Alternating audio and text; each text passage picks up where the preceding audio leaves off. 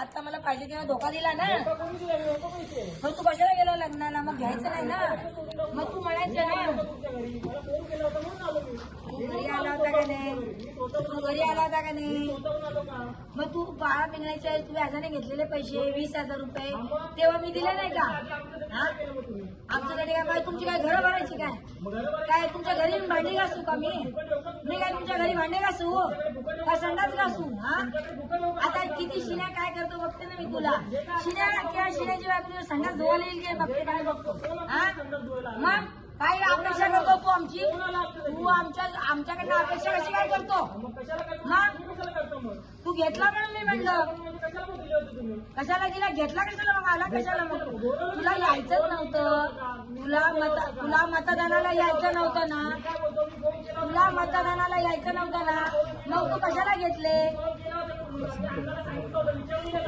अण्णाला सांगितलं होतं घरी राहिलेला.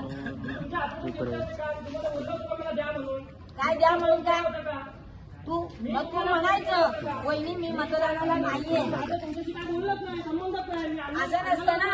अण्णा कधी बोलला नाही म्हणून अण्णाला हे दिवस आले, समजलं का? आम्ही कधी बोललो नाही म्हणून आम्हाला हे दिवस आले, समजलं का? बोलणारच